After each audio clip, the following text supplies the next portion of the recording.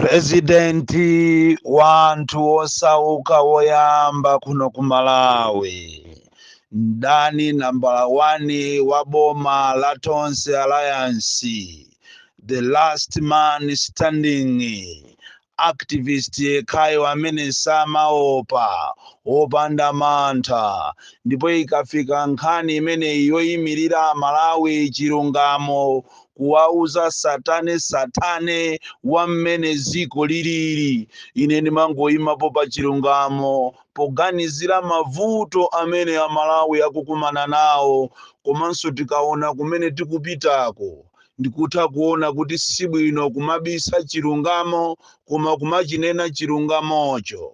Ndipo ikakhala nkhani yomangidwa, ine ndiye ndinayimika kale mabuti yanga mmwamba, ndipo sindimaopa china chilichonse, kumangidwa, kuphedwa, koma muziko la democracy inde ndizayima pa chilungamo. Ndipo ndikukumbuseni inu achakwera komanso Tonse Alliance kunena kuti kupanda democracy yo simukanalowa mboma, kupanda mademo amene mmawalesawa simukanalowa mboma, ndipo kupanda freedom of expression speech simukanalowa mboma.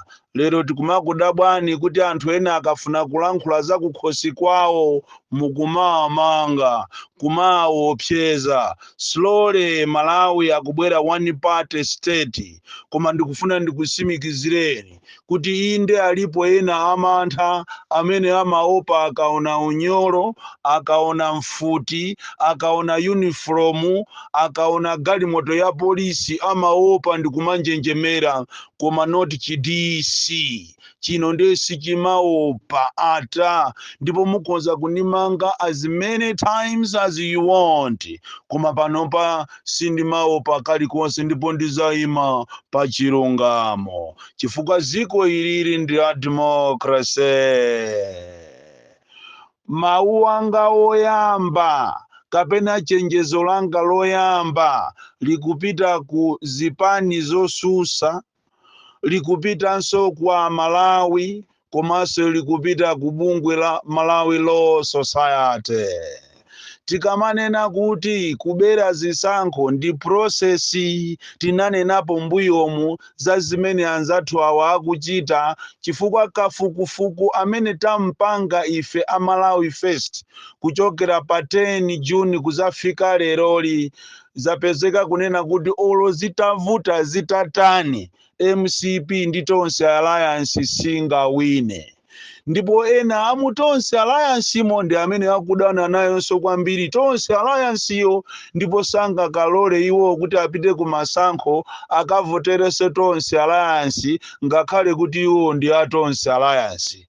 Choncho ngati awawa ati azawina pobera, ndipo njira zobera azikhazikisa zambirimbiri. Imozi mwa njira zimene akufuna kuzabera zisankho ndi amachedwa kuti kugwirisa ntchito ma ID chanzika. Inu mamvapo akunena kuti Malawi Electoral Commission asintha malamulo ena akavoted kapena oyendesera zisankho. Njira imene ina asintha ndi kuyika lamulo lonena kuti aliyense okavota apezeke kuti ali ndi chanzika. Amene alibe chanzika ndiye kuti sakavota. Imene ndi njira imene iyo ayipeza yokuti aonesese kuti zisankho zipobera abere bwino. Ndiye chimene apanga ndichi, madera onse amene ndi a zipani zosusa kapena ndi stronghold ya zipani zosusa ngati ku Eastern Region, Southern Region ndi madera ena kapena so ku Northern Region, kumeneko machini yawo amachedwa kuti NRB sakugwira ntchito. Izi tumundimvesese, sakugwira ntchito machini yawo. Mwachisanzo kuja kumachedwa kuchikwawa last week anapita kukapanga kumene koko kalembera wazanzika 1 week yonse inatha akumangobwera kumaweruka ndikumangowabweza anthu kuti sali rede, machini sali bwino. Sikuti machiniwo sali bwino ayi. Iyi ndi ploti imene yagwirizana kunena kuti madera wonse kaya ndi Kumulanje, Phalombe, Nsanje, Chikwawa, Mangochi, Zomba, Mwanza, Neno, Balaka, Monkey Bay, Nchewu, komanso madera ena ndi ena kumeneko machini asamagwire. Koma ikafika imachedwa Central Region, maboma onse kaya ndi Kunchinji, kaya ndi Kudowa, Salima, Nkhotakota, kumeneko ndiye machini azigwira. Imene ndi strategy imene ayikonza. Ndiye komanso tikayang'ana mkatimo, that is why tikunena kuti inuyo Amalawi Law Society mukuyenera muyang'anirepo ndi diso lalikulu kwambiri.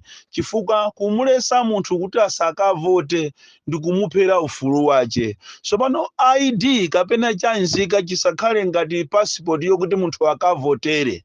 Ndi chifukwa chake ndikukuchitani woni inuyo a opposition kuti zipani zonse mukuyenera mukuti mukumane mwamuseri, mupangane, nkhani imene iyi musayisiye, muitengere ku khoti. Komanso Amalawi Law Society mukuyeneranso kuti nanunso mukhalenso nanunso partner, mukhale nawo mugulu limeneli lotengera nkhani imeneyi ku khoti. Chifukwa tikadalira akupaliamenti ambiri ndi anthu ogudwa, anthu amene amangoganiza za m'mimba mwawo, saganizira za ziko, anthu amene wasanga tithandize. Chifukwa malamulo a ziko lino sakulesa munthu kuti akavote.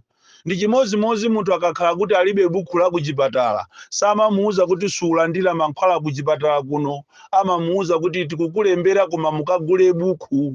Nchimozimozinso nkhani imene yakufuna kuti iyende bwino, pakuyenera pakhale ndondomeko yonena kuti popeza waonesa ukathyali kale, Chinyengo achionesa kale, akufuna kubera popeza kafukufuku kuchokera atangoyamba kuzilamulira boma linolo, ziko linolo, IMCP anapeza kuti wokha anazipezera wokha mansala kuti sanga zavoteredwenso.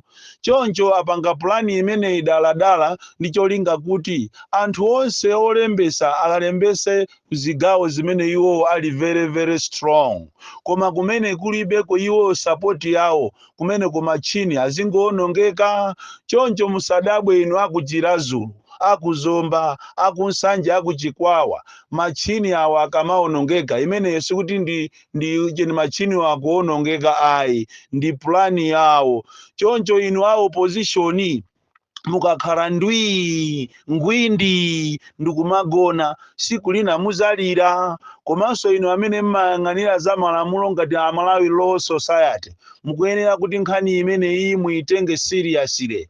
Ngati sayambisa programu yokuti popeza kampeni ikusegulidwa kuti anthu ayambe kulembesa zisankho, ngati sayika NRB pompo ndi ameki yokuti azilemba anthu, kuli bwino zisankho zilephereke kapena ayi nkhani ipite ku khoti kuti aliyense amene ali m'Malawi akuyenera kukavota because akuchita exercise maraisi yake kapena ufulu wace. Sizinachitikeponso pa ziko lino lapansi kuti munthu akavotere ID, ngati ulibe ID usakavote, kumeneko ndiye kubako.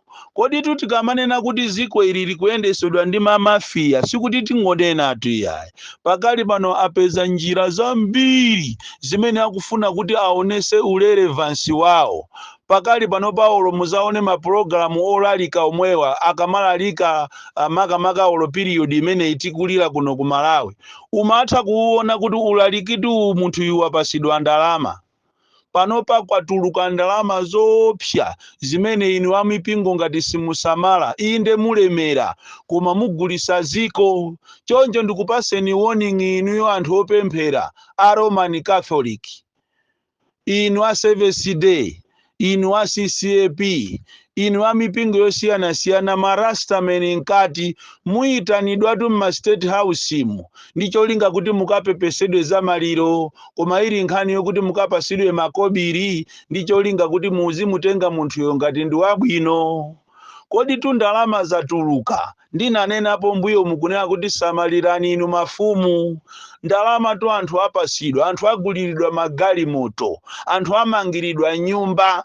Zonsezi ndi cholinga kuti munthu aoneke kuti ndi wabwino, koma ataliwononga dziko lawonongekeratu, palibe chimene chikuyenda.